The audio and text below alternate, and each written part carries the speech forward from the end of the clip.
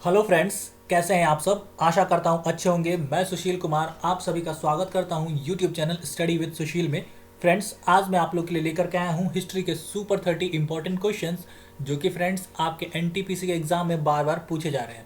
और friends, questions भी यहीं से बन रहे हैं क्योंकि फ्रेंड्स मैंने अभी तक के जितने भी शिफ्ट हुए हैं एनटीपीसी के उससे एनालिसिस किया है कि जितने भी क्वेश्चंस फ्रेंड्स अभी तक के हिस्ट्री के जो भी पूछे जा रहे हैं वह सब आपको उठाया जा रहा है एएलपी में। जो पीछे पीछे पूछे गए जितने भी क्वेश्चंस आए हैं और ग्रुप डी के एग्जाम्स में जो भी प्रश्न पूछे गए हैं वहां से उठाया जा रहा है। तो फ्रेंड्स, मैंने यह डिसाइड किया है कि यह हिस्ट्री का सुपर 30 क्वेश्चंस मैं डेली लाऊंगा जब तक आपका यह एनटीपीसी का एग्ज़ाम चल रहा है और यह ग्रुप डी का एग्ज़ाम होने वाला है। तो मैं आशा करता हूँ आप सब इस वीडियो को पूरा देखेंगे और यहाँ से हिस्ट्री से जो 3 से 4 प्रश्न जो बन रहे हैं एनटीपीसी के हर एक एग्ज़ाम में हर एक शिफ्ट में वो उसको आप सुनिश्चित कर लेंगे। तो चलिए फ्रेंड्स, शुरू करते हैं आज के इस वीडियो को। तो चलिए फ्रेंड्स, आज का आपका पहला क्वेश्चन है, वंदे मातरम गीत के रचनाकार कौन थे। वंदे मातरम गीत के रचनाकार कौन थे। तो उस वंदे मातरम गीत किन्होंने लिखा था। तो यह लिखा था बंकिम चंद्र चटर्जी ने। किन्होंने लिखा था फ्रेंड्स, बंकिम चंद्र चैटर्जी ने। आज का आपका दूसरा क्वेश्चन है, किस प्रसिद्ध नेता को सीमांत गांधी के रूप में भी जाना जाता है। किस प्रसिद्ध नेता को हम सीमांत गांधी के रूप में जानते हैं। तो किन्हें जानते हैं, खान अब्दुल गफ्फार खान को। किसे जानते हैं फ्रेंड्स, खान अब्दुल गफ्फार खान जी को जानते हैं सीमांत गांधी के रूप में। आज का आपका तीसरा क्वेश्चन है फ्रेंड्स, द्वितीय विश्व युद्ध के समय ब्रिटेन का प्रधानमंत्री कौन था। जब सेकेंड वर्ल्ड वार हो रहा था फ्रेंड, उस समय ब्रिटेन का प्राइम मिनिस्टर कौन था। तो उस समय ब्रिटेन का प्राइम मिनिस्टर था फ्रेंड विंस्टन चर्चिल। कौन था फ्रेंड, विंस्टन चर्चिल वहाँ के प्राइम मिनिस्टर थे। साइमन कमीशन पहली बार भारत कब आया था। साइमन कमीशन पहली बार भारत कब आया था। तो फ्रेंड्स, इसका आंसर हो जाएगा 3 फरवरी 1928। क्या होगा फ्रेंड्स, 3 फरवरी 1928 को साइमन कमीशन पहली बार भारत आया था।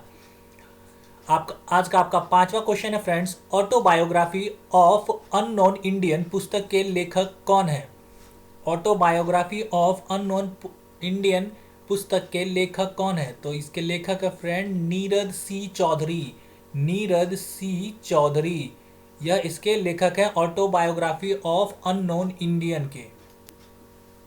आप आज का आपका छठा प्रश्न है friends, India wins freedom. India wins freedom पुस्तक के लेखक कौन है फ्रेंड्स। तो इसके लेखक हैं अबुल कलाम आज़ाद। ये बहुत इंपॉर्टेंट क्वेश्चन है फ्रेंड, ये पूछा जा सकता है कि इंडिया विंस फ्रीडम पुस्तक के लेखक कौन है।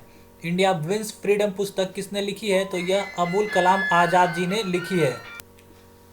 आज का आपका सातवां क्वेश्चन है फ्रेंड्स, हड़प्पा सभ्यता को हम किस अन्य नाम से भी जानते हैं। हड़प्पा सभ्यता को हम लोग और किस नाम से भी जानते हैं फ्रेंड्स।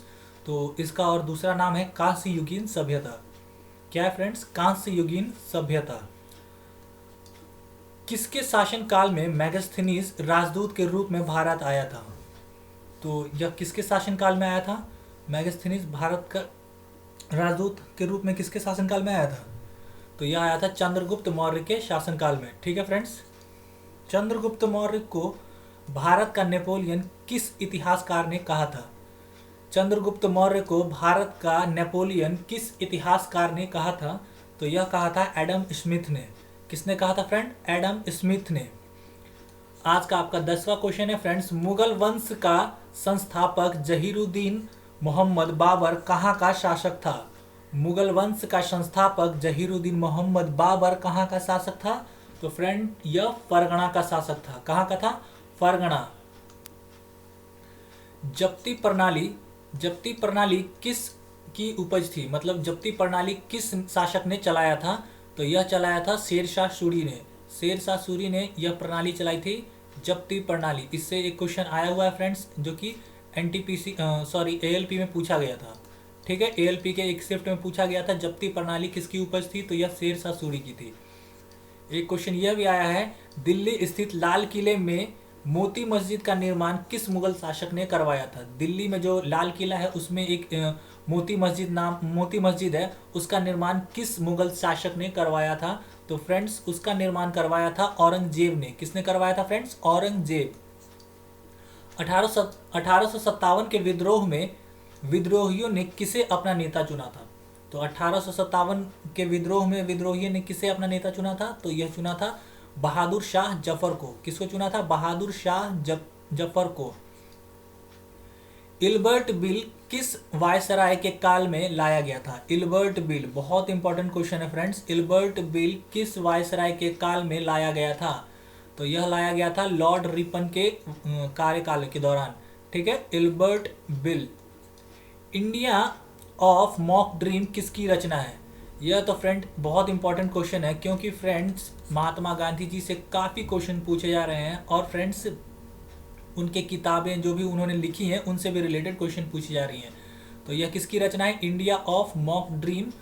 तो यह है महात्मा गांधी जी की रचना। यह किस मुगल शासक ने जजिया कर को पुनः लागू कर दिया था? जजिया कर को किस मुगल शासक ने पुनः लागू कर दिया था? तो यह लागू किया था औरंगजेब ने फ्रेंड्स। किसने लागू किया था? औरंगजेब ने। और किसने इसको खत्म कर दिया था? तो अकबर ने इसको समाप्त किया था। अकबर। ठीक है फ्रेंड्स, अकबर ने इसको समाप्त किया था। महात्मा बुद्ध द्वारा दिए गए प्रथम उपदेश को बौद्ध धर्म में किस नाम से जाना जाता है? महात्मा बुद्ध द्वारा दिए गए प्रथम उपदेश को बौद्ध धर्म में किस नाम से जाना जाता है? तो यह जाना जाता है फ्रेंड्स धर्म चक्र परिवर्तन के नाम से। धर्म चक्र परिवर्तन, जो उन्होंने अपना पहला उपदेश दिया था, और यह अपना पहला उपदेश इन्होंने कहाँ दिया था? तो यह दिया था सारनाथ में। कहाँ दिया था फ्रेंड? सारनाथ में दिया था। ठीक है, सारनाथ में दिया था। और उस उपदेश को क्या बोला जाता है? धर्म चक्र परिवर्तन। बीजापुर एवं गोलकुंडा को किस मुगल शासक ने अपने राज्य में मिला लिया था? बीजापुर और गोलकुंडा को किसने मिला लिया था? तो यह मिला लिया था औरंगजेब ने। किसने मिला लिया था फ्रेंड्स? औरंगजेब ने बीजापुर और गोलकुंडा को अपने साम्राज्य में मिला लिया था। असहयोग आंदोलन के दौरान महात्मा गांधी को ब्रिटिश अदालत द्वारा कितने वर्षों की सजा दी गई थी? असहयोग आंदोलन के दौरान ब्रिटिश अदालतों द्वारा गांधी जी को कितने वर्ष की सजा दी गई थी? तो यह दिया गया था 6 वर्ष का। 6 ईयर की उनको सजा दी गई थी। ठीक है फ्रेंड्स। वह कौन सी स्वतंत्रता सेनानी है जो संविधान सभा की सदस्य भी थी तथा स्वतंत्रता के बाद किसी भारतीय राज्य की प्रथम महिला राज्यपाल बनी? वह कौन सी स्वतंत्रता सेनानी है जो संविधान सभा में भी थी और फ्रेंड्स स्वतंत्रता के बाद वह प्रथम महिला राज्यपाल बनी, भारत की प्रथम महिला राज्यपाल? तो यह कौन थी फ्रेंड्स? सरोजनी नायडू। राज्यपाल मतलब गवर्नर। ठीक है फ्रेंड्स। सिंधु सभ्यता किस युग के अंतर्गत आती है? सिंधु सभ्यता किस युग के अंतर्गत आती है? तो यह आती है फ्रेंड आद्य ऐतिहासिक युग, आद्य ऐतिहासिक काल।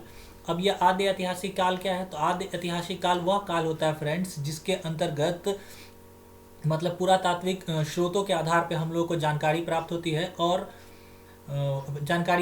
और फ्रेंड्स इसमें जो लेख मिले थे आद्य ऐतिहासिक काल में, जो लेख मिले थे वह पढ़े नहीं जा सके। जो भी मतलब हड़प्पा सभ्यता से या फिर सिंधु घाटी मोहनजोदड़ो की सभ्यता से जो भी आपको वो मिले हैं, मतलब लेख मिले हैं, वो आज तक पढ़े नहीं जा सके हैं।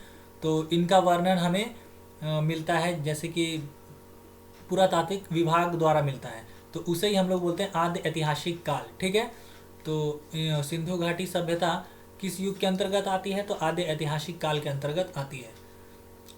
500 से 600 ईसा पूर्व का काल किस युग से जुड़ा था? तो यह क्वेश्चन बहुत इंपॉर्टेंट है फ्रेंड्स, यह डायरेक्ट पूछा गया है। तो 500 से 600 ईसा पूर्व का काल जुड़ा था सूत्र युग। उसे हम लोग क्या बोलते थे? सूत्र युग। गायत्री मंत्र किस पुस्तक में मिलती है? गायत्री मंत्र किस पुस्तक में मिलती है? तो फ्रेंड्स यह मिलता है आपको ऋग्वेद में। गायत्री मंत्र कहाँ से मिलता है फ्रेंड्स? आपको ऋग्वेद में इसका वर्णन किया गया है। वह कौन सा स्तंभ है जिसमें अशोक ने स्वयं को मगध का सम्राट बताया था?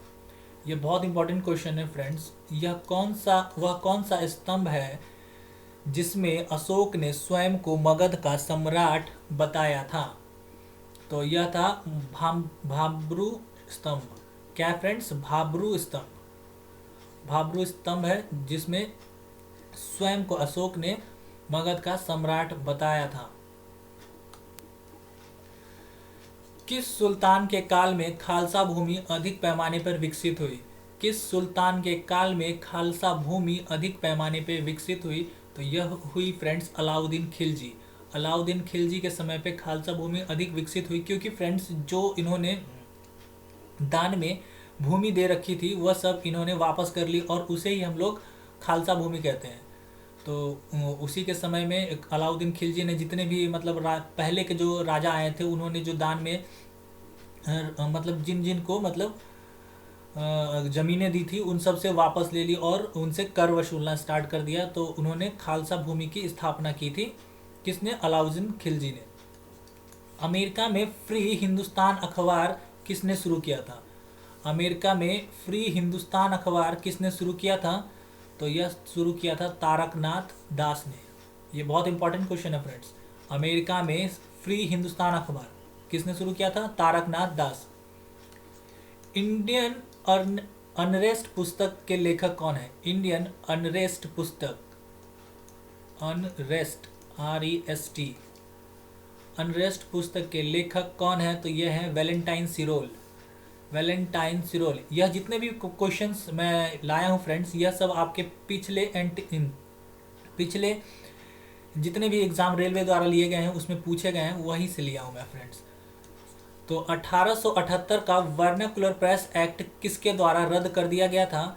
1878 का वर्नाकुलर प्रेस एक्ट किसके द्वारा रद्द कर दिया गया था? तो किसने रद्द कर दिया था फ्रेंड्स? लॉर्ड रिपन ने। लॉर्ड रिपन ने 1878 का वर्नाकुलर प्रेस एक्ट रद्द कर दिया था। किसे भारत में रेलवे का जनक माना जाता है? किसे भारत में रेलवे का जनक माना जाता है? तो यह भारत में रेलवे का जनक किसे माना जाता है? लॉर्ड डलहौजी को माना जाता है। ठीक है फ्रेंड्स, अब अगले क्वेश्चन पे चलते हैं। आज का आपका आखिरी क्वेश्चन है, भारत छोड़ो आंदोलन कब प्रारंभ हुआ था? भारत छोड़ो आंदोलन कब प्रारंभ हुआ था? तो यह प्रारंभ हुआ था 9 अगस्त 1942 को। याद रखिएगा, 9 अगस्त 1942 को भारत छोड़ो आंदोलन प्रारंभ हुआ था। तो फ्रेंड्स आज के लिए बस इतना ही। फिर मिलते हैं अगले सुपर 30 क्वेश्चंस के साथ। उसके लिए आप मेरे चैनल को सब्सक्राइब कर लें और फ्रेंड्स बेल आइकन भी दबा दें, ताकि फ्रेंड्स आपको आने वाले जितने भी वीडियोज़ है उसके नोटिफिकेशन आपको समय पे मिल सके। तो चलिए फ्रेंड्स, जुड़े रहिए मेरे साथ और हिस्ट्री के सारे क्वेश्चंस आपको मैं इसी तरीके से प्रोवाइड करता रहूँगा। तब तक के लिए जय हिंद, जय भारत, वंदे मातरम।